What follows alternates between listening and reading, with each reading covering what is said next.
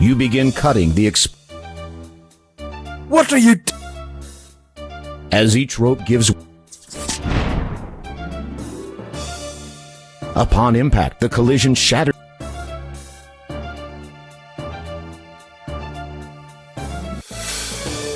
You've made it to the other side safely.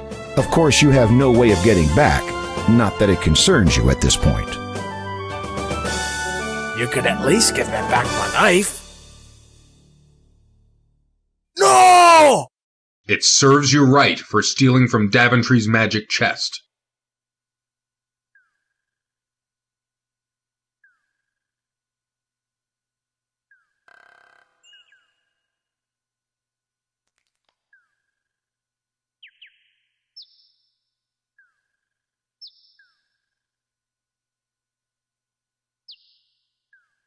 You unwrap the gems from the cloth.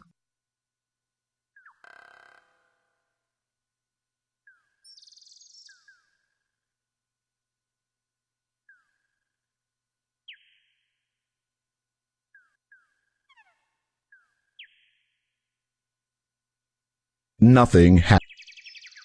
It is a slight. You feel a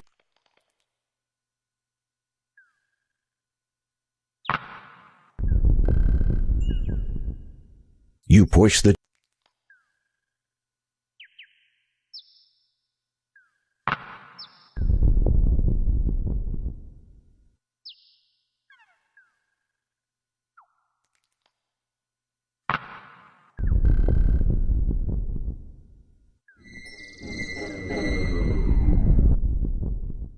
Birth, growth, death. The cycle of this life is complete, now and forever. Speak, and my purpose is thus fulfilled. My passage to the next world may begin at long last. Then, if you please, I would bid thee open. As you wish, but a word of caution. As you enter, know in your heart which destiny you truly desire.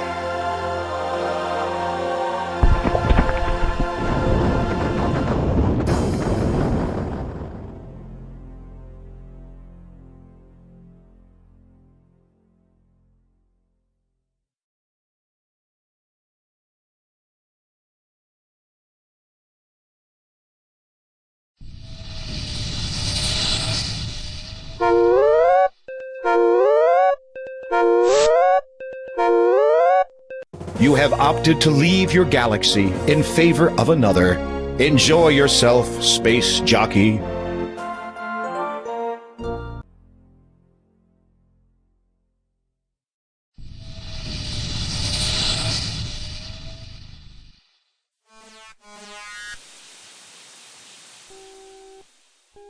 You have opted to spend the rest of your life in the most uncivilized world you can conceive.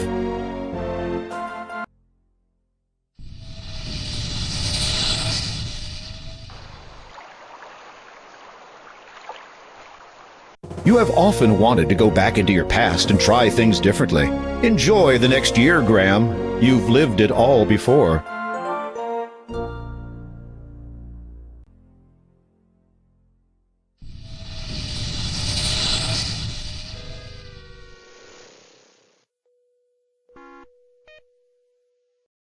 Now this is the life, a world of wine, women, and a quaint little term called precautions.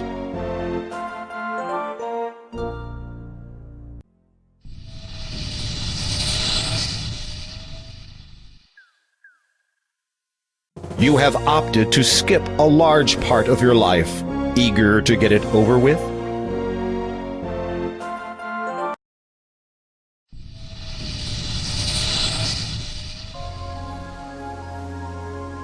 Although the water looks calm on the surface, there are dangerous undercurrents at work here.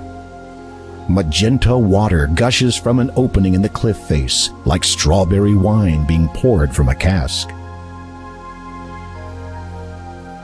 The sand on the sparkling beach is a deep blue. The blazing light from the topaz sky dances across it. Cliffs tower above the beach.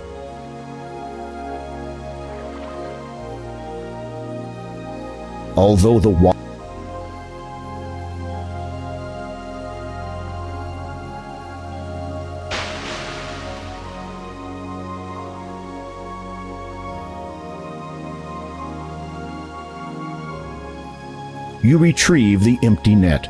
You don't seem to be able to catch anything at the moment.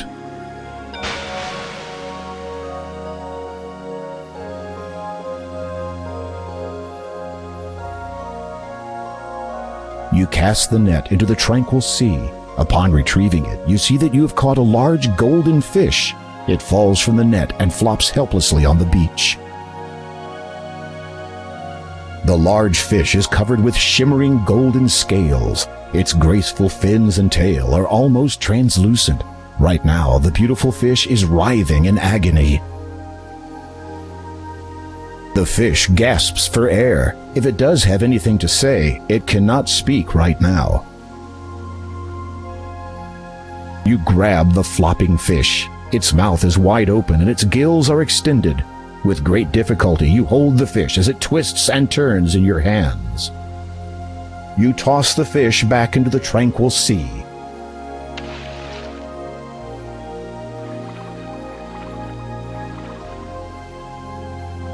Thank you for not killing me. For your kindness, I will gladly take you across to the other side of this vast sea. You carefully lower yourself down the steep embankment and slide onto the fish's scaly back. You hold on tight as the fish swims far out to sea.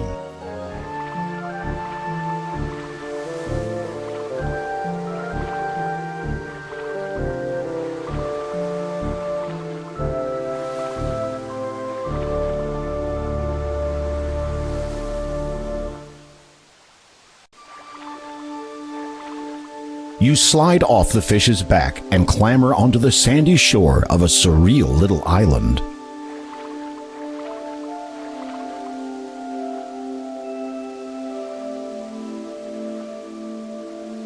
The trees on this small island are tall, with spreading branches and huge fan-like leaves.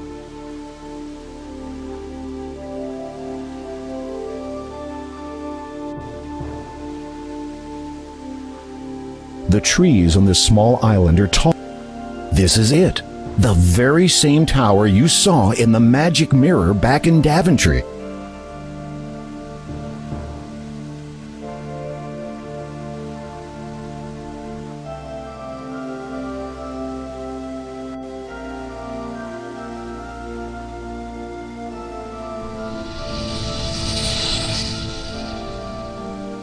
Some writing has appeared in the sand.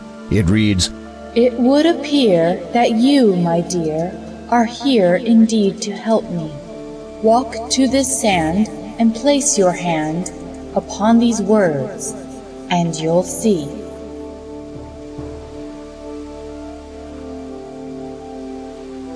You place your palm upon the words in the sand.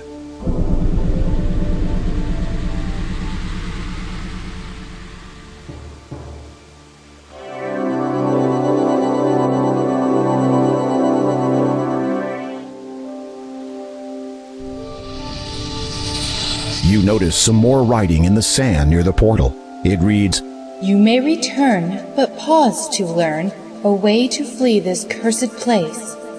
My end draws near, so hurry, dear, and come swift to me in haste."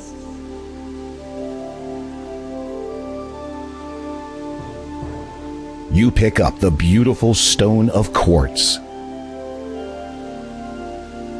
You see that some coconuts have grown at the top of the tree.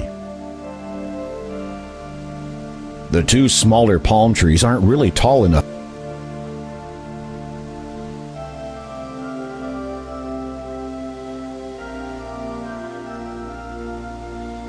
You remove an ample-sized coconut from the bunch growing in the treetop. You are standing on a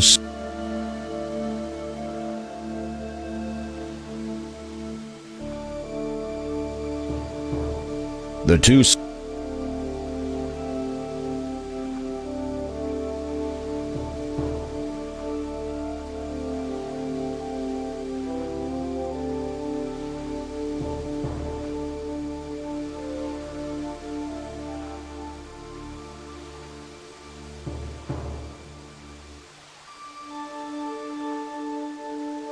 Using the sharp blade of your sword, you slice the coconut clean in half. There's no need to use that. There's no.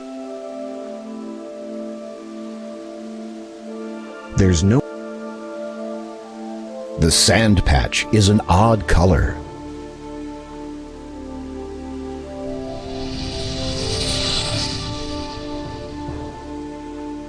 Three symbols are depicted in the sand. Perhaps each one represents an action that must be performed in order to establish an escape route from this strange place.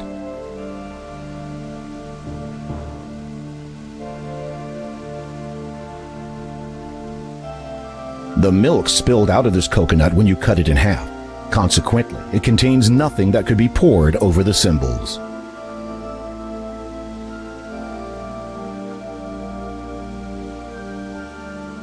You can't use the milk spilled out of this coconut when you cut it in half.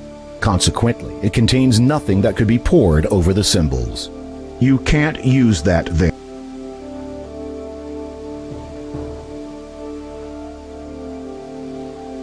Brandishing your sword might make you appear an accomplished fighter, but you will not make many friends by being careless with it. Besides, it's valuable. Take care of it.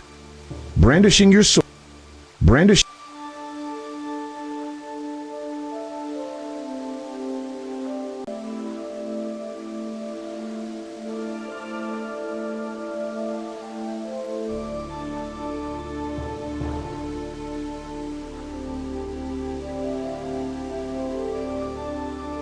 You have already picked the only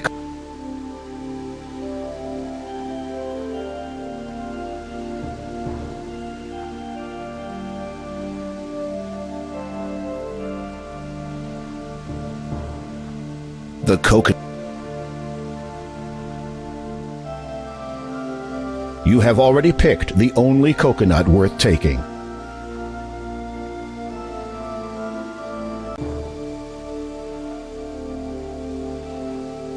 You fill the half coconut with briny water from the magenta sea.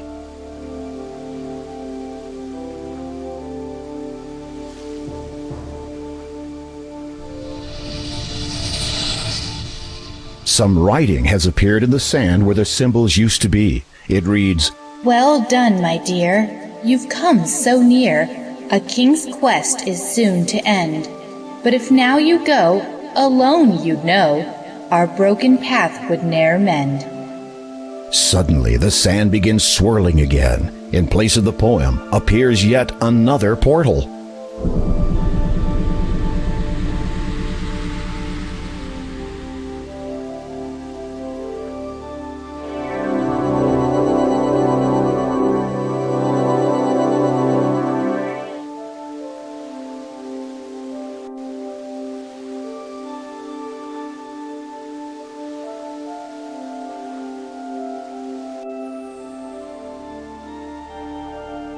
Twin lion statues are situated on either side of the door.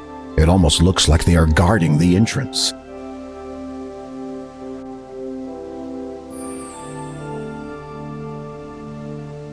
The circular gold object fits perfectly into the door's outer rim.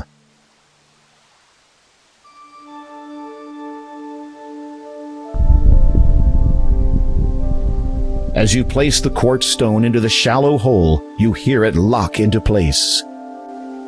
Suddenly, the statues rumble to life. The truth you will find from one such as I, for the other can only be mine.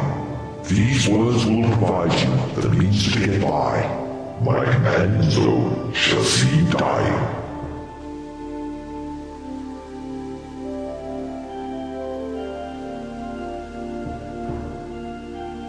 If you were to ask my companion if he knows the way through this door, he would answer, no. The first gave birth to all life. The second allows it to thrive. The third sustains all that wander it. The fourth will once a day hide.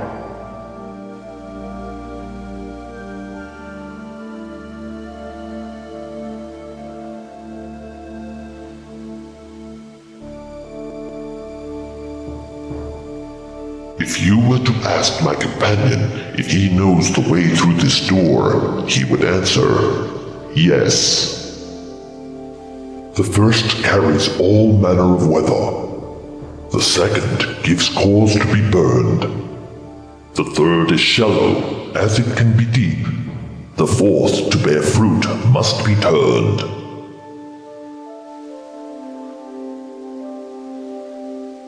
The door is locked. The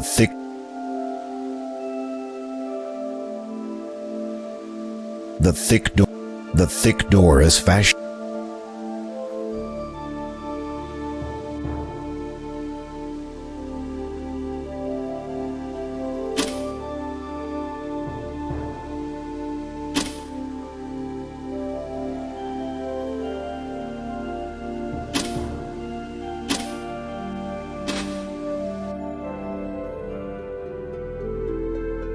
You are inside a dark and musty tower. Stairs spiral their way up to the top.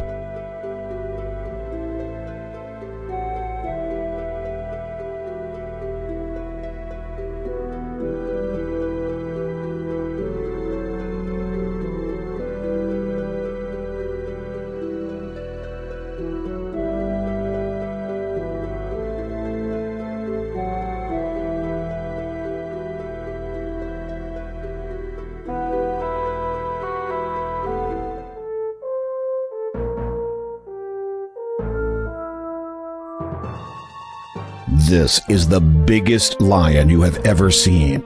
He could eat you with 2 bites of his powerful jaws. His tail thumps repeatedly on the floor.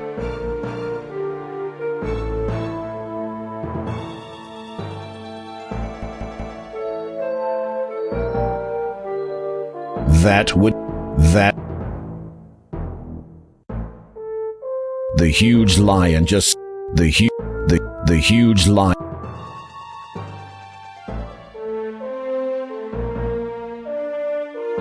Distancing yourself from the lion as much as possible, you hold the emerald in such a way that the window's light passes through it and shines directly onto his tail.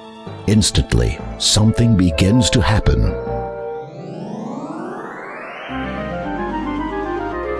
I cannot tell you how much I appreciate what you just did for me. You are welcome. Who are you? At one time, I was Agatha's suitor, when we were both much younger. Believe it or not, she was quite attractive in her day. But during the course of our relationship, I fell in love with another woman. In a jealous rage, Agatha transformed me into a lion to guard this door for the rest of my life. I have seen, or rather heard, many a pretty damsel spend the last of her days inside that room. Incidentally, I presume you have found the exit from this strange island? Yes, but... Then I shall bid you farewell. It is awfully drafty in here. Strange, I didn't notice that when I was covered in cat hair.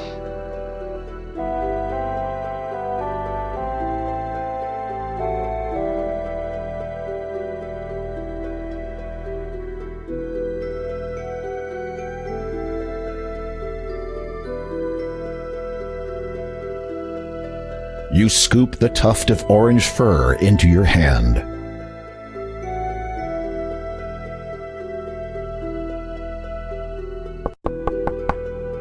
You knock lightly on the door. However, there is no response.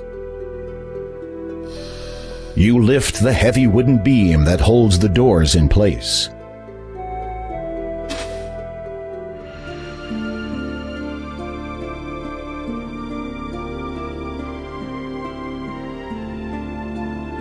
A battered dresser sits to one side of the room. Its once beautiful mirror is half shattered, and the frame is warped and covered with nicks and scratches. Broken furniture lies scattered across the room. Broken furniture. She is even more lovely than she appeared in the magic mirror. She sleeps soundly and shows no signs of stirring at your presence. You feel as if you could watch her like this for an eternity.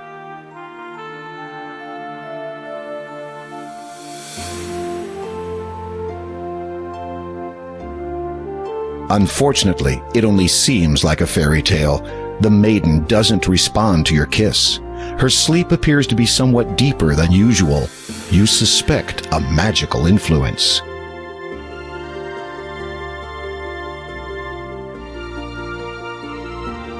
As you hold the emerald over the girl, you realize that the light from the window does not penetrate this part of the room.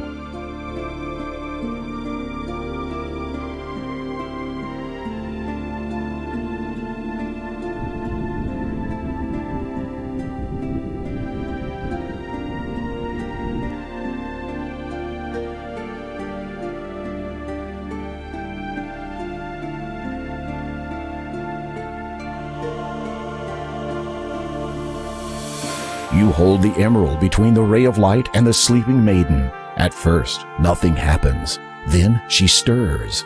The radiant light streams through the emerald and dispels the sleeping enchantment instantly.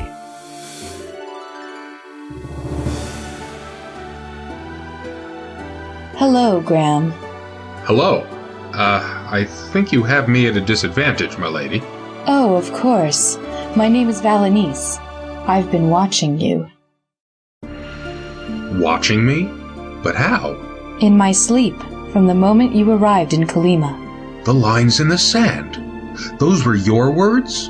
This is a strange place, filled with much strong magic. Once you arrived, I discovered a way to communicate to you from my sleep.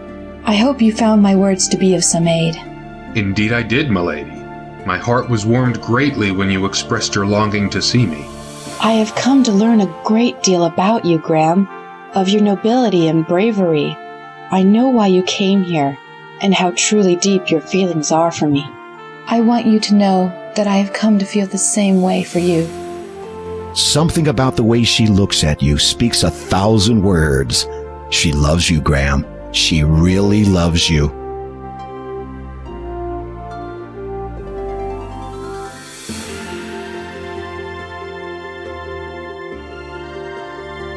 Even if this is a dream, this moment could not be better. Now, isn't this nice?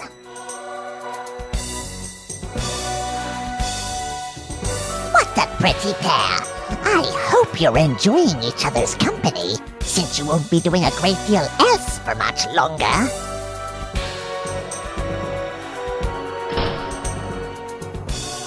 The door! Why, you... Which? I'm sure it would have rhymed. Silence. I will not be so spoken to by the likes of you. Why do you despise her? What has Valenice ever done to you? She has the attention of men all over the land. Attention that once had all been mine. I won't allow her to take it away from me. I think you should just allow the two of us to go. And why would I want to do that?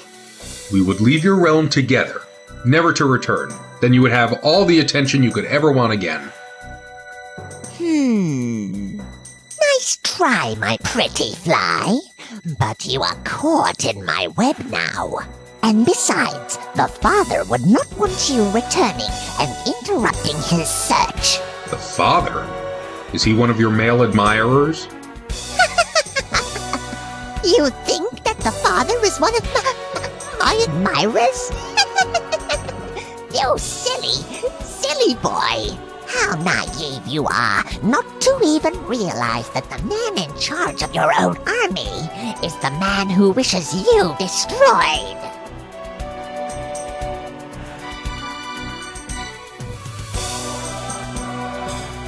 You push the tuft of cat fur into the vial. It quickly dissolves into the blue liquid. I have something that might interest you. A youth potion. Brewed from a nightingale, no less. You have it? Well, don't just stand there, you foolish boy. Give it to me. Yes, this is it. I thought I'd never see it again. At last, I have the finished youth potion in my hands.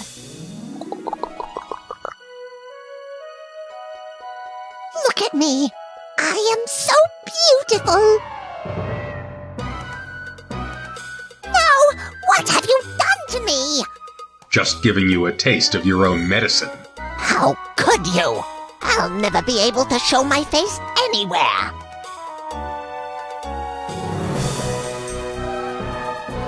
And I have fleas.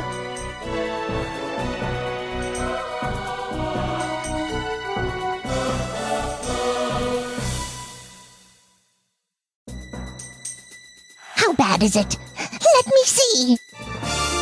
My eyes!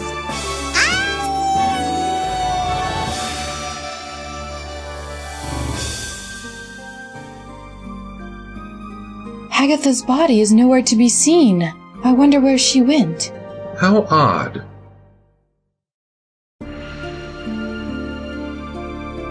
You'd love to walk hand in hand with her, but right now it seems as if Valenice is waiting for you to talk to her.